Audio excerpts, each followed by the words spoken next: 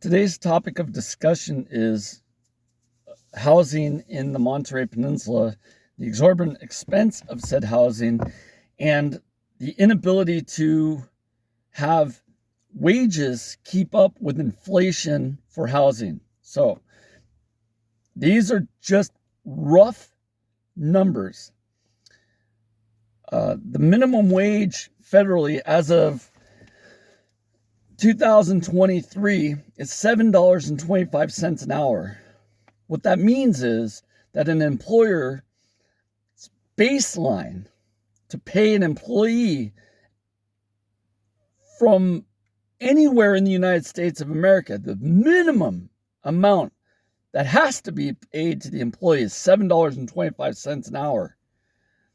That's minimum wage in the United States, regardless of the state.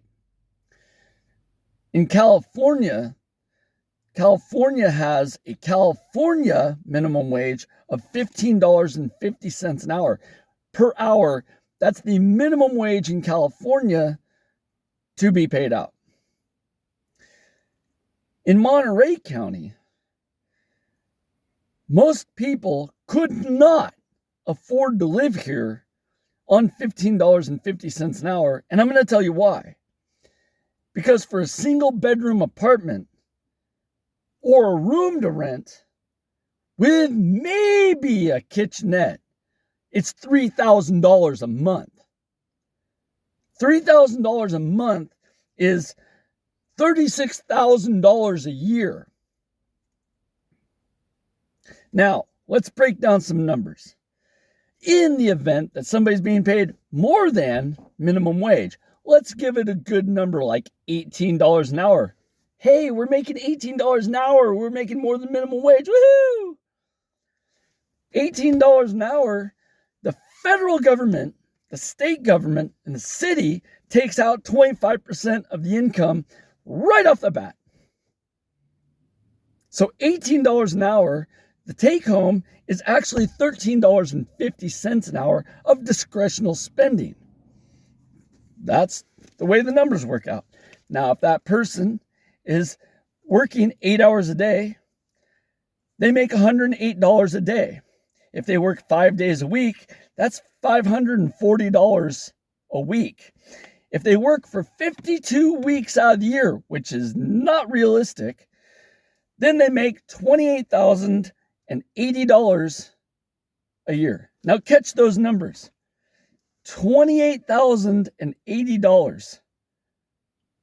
The rent in Monterey County is $36,000 a year. That leaves the renter with a debt of $7,920. That's if they're making $18 an hour and they're paying taxes at 24.99%, which is about where the government takes your capital. How is that sustainable? Now, let's be nice and say, hey, renter, you have to pay first, last, and deposit. Well, $3,000 a month, first is $3,000, last is $3,000, that's $6,000. And there's a deposit ratio of up to $1,000. So that's $7,000. Where does that come from? They don't even have the money to rent the place, to get into the place, because who has $7,000 in their back pocket and go, oh, I could just afford $7,000 to start renting a place? Okay.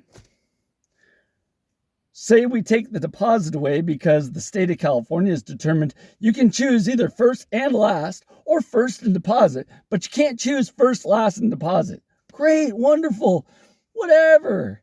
Most people never get their deposit back because there's no way to maintain the house at the standard that they start renting it at. It's not impossible to appease the owner of the building to get your deposit back. So the deposit's a sacrifice. Whatever the value of the deposit is sacrificed by the renter. the person that's renting the property. So that's just money in the pocket of the property owner up front. Yes, I agree. The person that's renting the property has to do maintenance and fix things and replace carpet and paint the walls and make it all nice for the next renter. I agree. There's costs involved. That's their problem.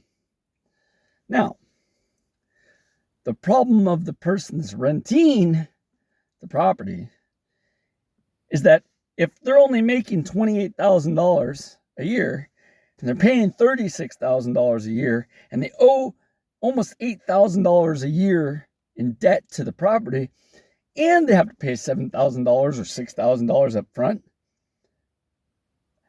how do they pull it off?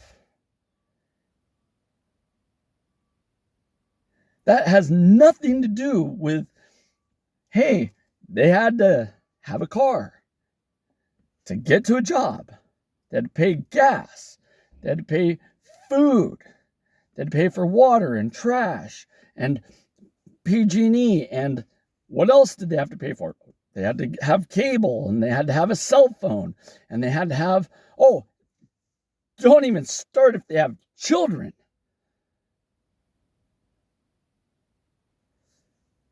How is this physically possible? Most people are not making $18 an hour. They can't afford it.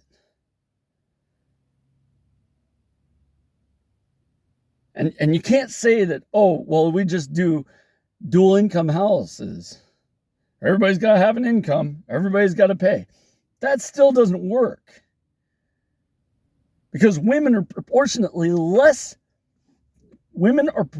paid less than men. So it's even worse for women.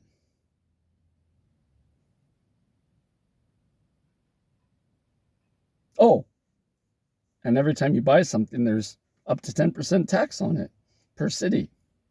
9.225 or 9.25% tax. So even if you spent your money, you're getting taxed again on it.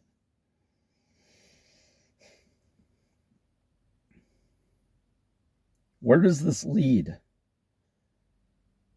This leads to homelessness. People wonder why there's an explosion in homelessness in the Monterey County, yet they're not doing their due diligence to even wonder why.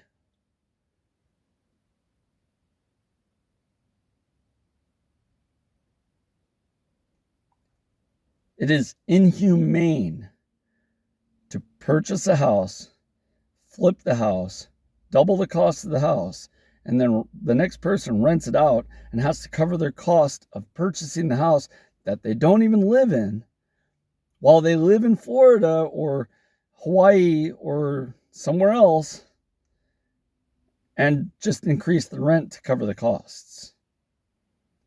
It's inhumane. First off, the value of the house is depreciating because of damage, age, termites, rodents, sun damage, failed appliances, slopes carrying parts of the house down the hill, water intrusion, mold. No one can say that the house is worth 100% of its purchase value. Yet homeowners are not depreciating the losses of that house. They're doubling the costs, which is unsustainable. Something's wrong with the purchasing and selling of homes. In my opinion, if you're not going to live in the home, you're going to have to find a way to make it reasonable for the renter to live in the home. There's no reason to own 20 homes and then make it impossible for the people that build your community, the people that build your roads and your houses and farm your food and take care of your children and make your coffee. It is not reasonable to put those people in debt to serve you. There is no reasonable excuse to treat humans this way. None.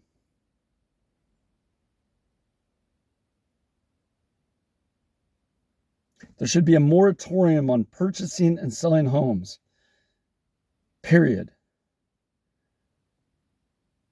If a person's going to get rich by purchasing and selling homes, they have to make that house affordable for the next set of people to actually live in. You cannot defer the cost onto the client. You just can't do it. It's not physically possible. Standardized wages do not keep up with the inflation that's being forced upon the individual to rent a home. It is inhumane. I want you to think about this. Talk with your people about it, because this is the implosion of our society, and we're watching an exponential increase in homelessness because people want to increase their own personal wealth. And I'm not talking about making us a communistic society. I don't think that's the appropriate solution. But we're going to have to find some middle ground where people are not put into homelessness because they cannot afford food and water and transportation, because all of their paycheck is going, and all of their paycheck plus debt is going to rent. All of their paycheck plus debt is not sustainable and is not realistic. We need to have a civilized discussion about this and come up with a civilized way to solve this problem, because without civilized discussion and civilized ways of solving things, all it's going to do is get worse. Think about it. Discuss it. See what you come up with.